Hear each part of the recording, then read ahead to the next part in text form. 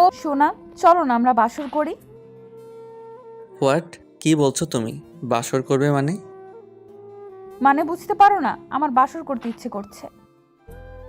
এখনো তো আমাদের বিয়েটা হয়নি, তাহলে বাসর হবে কি করে? তুমি আমাকে আদর করো, তাহলেই বাসর করা হবে। তোমার কি মাথা খারাপ হয়ে গেছে? কী সব উল্টাপাল্টা কথা বলছো? বিয়ের আগে এসব কি করে সম্ভব? তাহলে তো এটা অন্যায় হবে, বলো। আমি অত কিছু জানি না। তুমি আমাকে আজকে আদর করবে, এটাই শেষ কথা। যদি না করো তাহলে আমি অনেক বেশি কষ্ট পাবো। আমি জানি তুমি তোমার বাবুনের কষ্টটা বেশি সহ্য করতে পারো না, তাই না? তোমার মাথায় হঠাৎ এসব চিন্তা ভাবনা কে ঢুকালো? আমার বান্ধবীরা ওর বরগুলোর সাথে বাসর করেছে, শুধু আমি বাসরটা করতে পারলাম না। তাহলে তুমি আমার সাথে কেন বাসর করবে না? তুমি কি বোকা নাকি? তোমার মাথা খারাপ হয়ে গেছে? বুঝতে পারো না বিয়ের আগে কখনো বাসর হয় না, বিয়ের পরই বাসরটা করতে হয়। তাহলে আর দেরি করতেছো কেন? আমি তো তোমাকে কতবার বলেছি চলো আমরা বিয়েটা করে নিই, কিন্তু তুমি আমার কথা শুনতেই চাইছো না। হয় তুমি আমাকে বিয়ে করবে, আমরা বাসর করব, না হলে আজকে বিয়ের আগেই তুমি বাসর করবে আমার সাথে, নইলে আমি অনেক কান্নাকাটি করব। তোমার মাথায় এসব উল্টাপাল্টা জিনিস কে ঢুকিয়েছে? সত্যি করে বলো তো। আর তুমি বুঝতে পারো না বিয়ের আগে এসব করা ভালো না? লোকে বাজে বলবে। আর যদি বলে উল্টাপাল্টা কিছু একটা হয়ে যায়, তখন কি হবে বলো তো? আমি অত কিছু বুঝতে চাই না। তুমি আমার সাথে বাসর করবে কিনা সেটা বলো। তুমি হয় আমাকে বিয়ে করে আমার সাথে বাসর করবে, আর না হলে এমনিতেই করবে। আমি যে করেই হোক বাসর করব, অত কিছু বুঝি না। মুশকিল তো, আমি বলছি না এসব করতে পারবো না। তুমি আমার সাথে বাসর করবে না তো? না, তুমি বুঝতে পারছো না। বিয়ের আগে এসব করা ভালো না। আর যদি তুমি প্রেগনেন্ট হয়ে যাও তখন কি হবে বলো? তখন সবাই তোমাকে একটা বাজে মেয়ে ভাববে, তখন কি হবে? আমি অত কিছু জানি না। তুমি আমার সাথে বাসর করবে, আর প্রেগনেন্ট হলে হব তোমার বাবুর আম্মু হয়ে যাব। তুমি তখন আমাকে বিয়ে করে নিবে, নাকি তুমি আমাকে আদর করতে পারবে না? যদি না করো তাহলে কিন্তু অনেক ছেলে আমাকে পছন্দ করে, যাদেরকে আমার পছন্দ না হলেও আমি যে কোনো কারোর সাথে কিন্তু বাসর করে নিব। সেটা কি খুব ভালো হবে? তোয়ার কথা শুনেই রিফাত প্রচণ্ড পরিমাণে রাগ উঠে গেল। সাথে সাথে ও তোয়ার গালে কষিয়ে একটা থাপ্পড় মেরে দিল।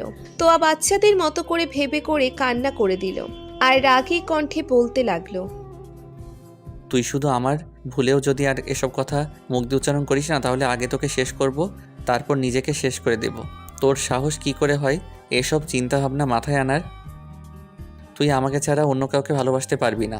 তোর মনের উপর যেমন আমার জোর আছে, তোর উপর যেমন আমার অধিকার আছে, তেমনি তোর শরীরের উপর শুধু আমারই অধিকার।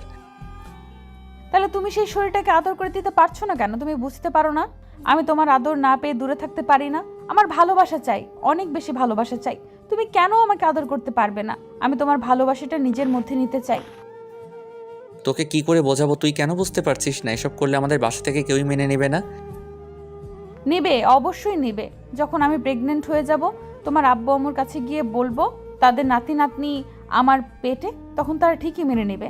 আর এসব না করলে তুমি আমাকে বিয়ে করবে না, আর বাসায় আমার কথা বলতেও পারবে না। তাই আমি ভেবেছি আমাকে সবটা করতে হবে, তোমার দ্বারা কিচ্ছু হবে না। তাই আমি আজকে প্ল্যান করে এই কথাগুলো বলেছি, কিন্তু তুমি তারপরে সেটা বুঝতে পারছো না। তাহলে তুমি আমাকে ভালোবাসো না, আর শেষ পর্যন্ত তুমি আমার উপর রাগ করে আমার গায়ে হাত তুললে।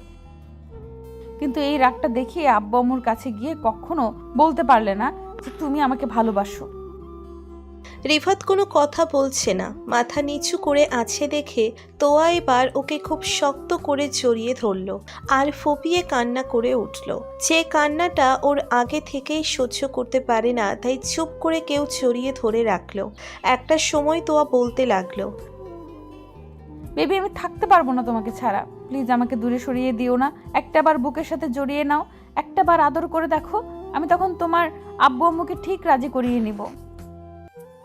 রিফাত ভাবতে লাগলো কি করবে, কারণ তোয়া আব্বুর সাথে ওর আব্বুর অনেক দিনের ব্যবসায়িক দ্বন্দ্ব লেগে আছে। ওরা দুই শহরে থাকলেও ওদের ফ্যামিলির মাঝে অনেক বড় দ্বন্দ্ব আছে, তাই বাসায় ওর কথাটা বলতে পারছে না, আর না পারছে ওকে বিয়ে করে নিতে। তাহলে ওদের পরিবারের দুজনকে মেনে নেবে না। রিফাত কি করবে ভেবে পাচ্ছে না। তোয়াকে বুকের সাথে শক্ত করে জড়িয়ে ধরে রেখেছে। একটা সময় তোয়া আবার বলতে লাগলো, তুমি আমাকে আদর করবে কিনা সেটা বলো, আমি আর কিচ্ছু জানতে চাই না। তুমি যদি আজকে আমাকে আদর না করো তাহলে এই মুহূর্তে আমি বাসায় চলে যাব, আর গিয়ে সুইসাইড করব। কালকে সকালে তুমি আমার মরা মুখটা দেখতে পাবে। সেটা কি তোমার জন্য খুব ভালো হবে? এই পাগলি, এসব উল্টাপাল্টা কিসব কথা বলছো? একদম এসব কথা বলবে না। তুই জানো না আমি তোমাকে কতটা ভালোবাসি? এসব কথা বললে আমি সেটা সহ্য করতে পারি না। প্লিজ এরকম পাগলামি করো না, তোমার কিছু হবে না। আমি বাসায় বোঝাবো। তুমি অনেক চেষ্টা করেছো কিন্তু বোঝাতে পারোনি, আর বলতেও পারোনি। আমি জানি আর কখনো বলতে পারবে না, তাই তোমাকে আমি বলছি তুমি আমাকে আদর করো, আর না হলে আমি কিন্তু উল্টাপাল্টা কিছু একটা করে ফেলবো। প্লিজ তুমি এরকম পাগলামি করো না। তুমি আমাকে আদর করবে কি না? না হলে কিন্তু আমি আজকে আমাদের শেষ দেখা। তুমি খুব ভালো করেই বুঝতে পারছো। তুমি জানো আমি কতটা রাগী মেয়ে, আর রাগ করলে কি করতে পারি সেটা তোমার ধারণা আছে। তো আর কথাই রিফাত আর উপায় না পেয়ে ওর ঠোঁটের সাথে নিজের ঠোঁটগুলো মিলিয়ে দিল। সাথে সাথে তোয়ার মধ্যে যেন ওর ভালোবাসাটা পাওয়ার তীব্র আকাঙ্ক্ষা আর কামনা জেগে উঠল। তোয়াও রিফাতের ঠোঁটে এলো পাথারি কিস করে যাচ্ছে। একটা সময় রিফাত ওর ঘাড়ে আর গলায় নাক ঘষতে লাগলো। রিফাতের গরম নিঃশ্বাস তোয়ার ঘাড়ে পড়তেই ওর যেন মুহূর্তের মধ্যে পাগল হয়ে উঠল। এবার ঈশা গোয়ার সারা মুখে, নাকে, গানে, গলায়, ঘাড়ে কিস দিতে লাগলো। তখন তোয়া আর থাকতে না পেরে রিফাতকে বিছানায় ফেলে দেয়, তারপর ওর উপরে উঠে যায়। তোয়া রিফাতের শার্টটা খুলে দিয়ে তারপর ওর ঘাড়ে, গলায় আর বুকে কিস করে দেয়, যার জন্য তোয়ার গরম নিঃশ্বাসগুলো রিফাতের বুকের উপর পড়তেই ও পুরো একদম উত্তেজিত হয়ে যায়, আর তোয়াকে নিজের অনেকটা কাছে নেয় আর ভালোবাসায় ভরিয়ে দিতে থাকে। তারপর একটা সময় রিফাতের আদর করা হয়ে গেলে ও তোয়াকে বুকের সাথে খুব শক্ত করে জড়িয়ে ধরে রাখলো। রিফাত তোয়াকে নিচের করে পাওয়ার জন্য আজকে ওর কথাতে এরকমটা করতে হলো। রিফাত মনে করলো একটা সময় হয়তো তোয়ার কথাই ঠিক হবে। তাছাড়া ওদের পরিবারের দণ্ডটা কখনোই ঠিক হবে না, কারণ রিফাতের আব্বু যেমন রাগী তেমনি তোয়ার আব্বুও রাগী, তাই কেউ কাউকে ছাড় দিতে নারাজ। রিফাত তোয়াকে বুকের সাথে জড়িয়ে ধরে রাখলো। তখন তোয়া ওর মুখের দিকে তাকিয়ে বারবার মুচকি মুচকি হাসতে লাগলো। কি হলো তোমার? এভাবে হাসতেছো কেন? তোমার মুখে লিপস্টিকের অসংখ্য ছাপ দেখে তোমাকে না এত কিউট লাগছে যেটা বলে বোঝাতে পারবো না। সবটা তোমার দেওয়া। তুমি তো এরকমটা করলে, আর জোর করে আমাকে এরকমটা করতে বাধ্য করলে। কেন এরকম পাগলামি করলে বলো তো?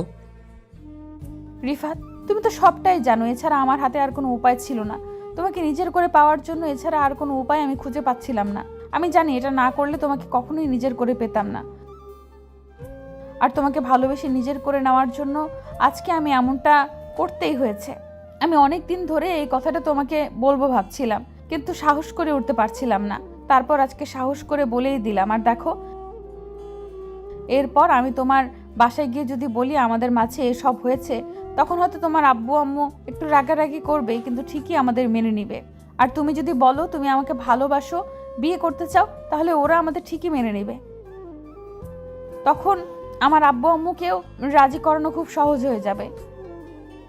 কিন্তু ওরা যদি না মেনে নেয় তখন কি হবে? বাকি তুমি আমার উপর ছেড়ে দাও। ওরা মেনে নেবে না মানে 100 বার মেনে নেবে, আর কি মেনে না নেয় সেটাও আমি দেখে নিব। তোয়া রিফাতের সাথে সময় কাটিয়ে বাসায় চলে যায়। তোয়া বাসায় গিয়ে রিফাতকে ফোন দিয়ে অনেক কেয়ারিং দেখাতে লাগলো, আর রিফাত বুঝতে পারছিল তোয়া হয়তো ভয় পাচ্ছে। এরপর হয়তো রিফাত ওকে ছেড়ে যাবে, কিন্তু রিফাত তোয়াকে প্রচণ্ড পরিমাণে ভালোবাসে। তাকে ছেড়ে যাওয়ার কথা কখনো কল্পনাও আনতে পারেনি। এভাবে 15 দিন কেটে গেছে, কিন্তু এর মাঝে তোয়ার আর এ বিষয় নিয়ে কোনো কথা বলেনি। প্রতিদিনের মতো আজকেও রিফাত কলেজ শেষ করে বাসায় আসতেই দেখে তোয়া ওর আব্বু আম্মুকে নিয়ে বসে আছে। এমন কিছু দেখেই রিফাত অনেকটা ভয় পেয়ে যায়। রিফাত আসতে দেখেই তোয়া দৌড়ে গিয়ে ওকে আষ্টে পৃষ্ঠে জড়িয়ে ধরে কান্না করে দেয়। তোয়ার এরকম কর্মকাণ্ডে রিফাত অনেকটা ভয় পেয়ে যায়। তারপর ওকে ছাড়িয়ে নিয়ে ওর চোখের পানিগুলো মুছে দিয়ে বলতে শুরু করে, বেবি, কি হয়েছে তোমার? তুমি এখানে আসছো আর তোমার আব্বু আম্মু এখানে, যে কোনো সমস্যা হয়েছে? আর তুমি কান্না করতেছো কেন? বলো কি হয়েছে আমাকে বলো। তুমি আমাকে ভালোবাসো না বলো? তুমি তো আমাকে অনেক বেশি ভালোবাসো। আব্বু আম্মু আঙ্কেল আন্টি তোমরা দেখো রিফাত আমাকে কত বেশি ভালোবাসে, যার জন্য আমি একটু কান্না করতেও সেটা সহ্য করতে পারিনি। তাহলে তোমরা বুঝতেই পারছো আমি যেটা বলছি সেটাই সত্যি। তোমরা কেন বিশ্বাস করতে চাইছো না আমি তোমার ছেলেকে যেমন ভালোবাসি, তোমাদের ছেলেও তেমনই আমাকে অনেক বেশি ভালোবাসে। আর আমাদের মাঝে সব হয়েছে, যার ফলস্বরূপ এখন তোমাদের ছেলের বেবিটা আমার পেটে। আমি খুব শীঘ্রই আম্মু হব। এখন তোমরা আমাদের মেনে নেবে নাকি আমি সুইসাইড করব সেটা বলো। তোয়া এরকম ধরনের কথা শুনে রিফাতের গলা শুকিয়ে কাঠ হয়ে গেল। ও চোখ বড় বড় করে তোয়ার দিকে তাকিয়ে রইল, আর তোয়া ওকে চোখের ইশারায় চুপ থাকতে বলল। এর মাঝে আব্বু এসে তোয়ার কাছ থেকে রিফাতকে ছাড়িয়ে নিল। তারপর নিচের দিকে ঘুরিয়ে ঠাস ঠাস করে ওর গালে 2-4টে লাগিয়ে দিল, আর রাগী কণ্ঠে বলতে লাগলো, তোমার সাহস কি করে হয় এসব আজে বাজে কাজ করার? তোমাকে আমি বলেছিলাম না এরকমের উল্টোপাল্টা কোনো কাজ করবে না, যার জন্য আমার সম্মান নষ্ট হয়? আর শেষ পর্যন্ত কিনা আমার এই শত্রু মেয়ের সাথেই তুমি এসব করলে? আমার ভাবতেই ঘৃণা লাগছে, তুমি কিনা আমার ছেলে। আব্বু আমি চুপ, একদম চুপ, আর একটা কথা নয়। তোমার কোনো কথা আমি শুনতে চাই না। তোমার মুখ দিয়ে এরপরও কথা বেরোচ্ছে, আমি ভাবতেই অবাক হয়ে যাচ্ছি তোমার দ্বারা কিনা এরকমের একটা কাজ হলো। আমি তোমাকে বলে দিয়েছিলাম না যে কোনো মেয়েকে তুমি পছন্দ করো আমি তাকে তোমার বউ করে আনবো, আর তুমি কিনা শেষ পর্যন্ত যে কিনা আমার প্রতিদ্বন্দ্বী তার মেয়ের সাথে এসব করলে। আর সেই মেয়েটা বলছে সে তোমার বাচ্চার আম্মু হবে, আর এমন কিছু আমাকে শুনতে হচ্ছে। এবার তোয়ার আব্বু আম্মু উঠে এগিয়ে আসলো। তারপর বেশ স্বাভাবিকভাবেই বলতে লাগলো, দেখেন ভাই সাহেব, আমিও আগে যখন প্রথমবার শুনেছিলাম তখন অনেকটা রেগে গিয়েছিলাম। আমিও তো আপনার থেকে কম রাগী মানুষ না, কিন্তু দেখেন যেটা হবার হয়ে গেছে। আমি অনেক নিজেকে বুঝিয়েছি, আর ওরা হয়তো এমনটা না করলে আমাদের সম্পর্কটা ঠিক হওয়ার পথে আসতো না। আর আপনি এখন রাগ করে থাকবেন না। আমি স্বীকার করছি তখন আমারও ভুল ছিল, আমি সবটা স্বীকার করে নিয়েছি। কিন্তু দেখেন ছেলে মেয়েদের ভালোর জন্য এসব ওদের নিয়ে আমাদের ভাবতে হবে। এটা হবার হয়েছে, ভবিষ্যৎ নিয়ে ভাবাই ভালো। এখন যদি আপনি বা আমি রাগ করে থাকি তাহলে ছেলে মেয়ের ক্ষতি হবে। আর আমার মেয়েটা আপনাকে আপনার ছেলেকে অনেক বেশি ভালোবাসে। এখন যদি আপনি আমার মেয়েটাকে ফিরিয়ে দেন তাহলে ও উল্টোপাল্টা কিছু একটা করে ফেলবে, আর এসব জানাজানি হয়ে গেলে আপনার সম্মানটা নষ্ট হবে। সেটা কি আপনার জন্য ভালো হবে? আপনি নিজেও জানেন আপনার সম্মানটা কত উঁচু। তাই ভালো হয় সবটা নিজেদের মধ্যে সমাধান করে নিলে। সবচেয়ে আগে আমার ছেলের সাথে এখন কথা বলবো। রিফাত, তুমি মেয়েটাকে ভালোবাসো? রিফাত আব্বুর কথাতে মাথা নেড়ে হ্যাঁ সূচক উত্তর দিলে আব্বু বলল, ভালোবাসা সেটা আমাদের বললেই পারতে, এসব করার কি দরকার ছিল? তোমরা কি খুব বেশি বড় হয়ে গেছো যার জন্য এরকমের একটা ভুল কাজ করে ফেললে? নিজেদের এইটুকু কন্ট্রোল করতে পারো না? তোমাদের এই সময়টা আমরাও পার করে এসেছি, কিন্তু আমাদের মাঝে এরকম উল্টোপাল্টা কাজ হয়নি, আর তোমরা আজকে সেটা করে ফেললে।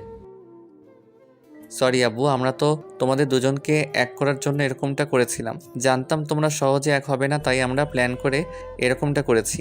প্লিজ আমাদেরকে মাফ করে দাও। কথাটা বলেই রিফাত আব্বুর পা ধরতে গেলে উনি রিফাতকে উঠে ওকে বুকে জড়িয়ে নিল। এবার রিফাত তোয়াকে ইশারা করলে ও আব্বুর পা জড়িয়ে ধরতে গেলে আব্বু ওকে জড়িয়ে মাথায় হাত বুলিয়ে দিয়ে বলতে লাগলো, মামুনি, থাকতে পারবে তো আমার এই বাদর ছেলেটার সাথে? হ্যাঁ আঙ্কেল, থাকতে পারবো। সারা জীবন থাকতে চাই ওর সাথে। আঙ্কেল না, এখন থেকে আব্বু। জি আব্বু।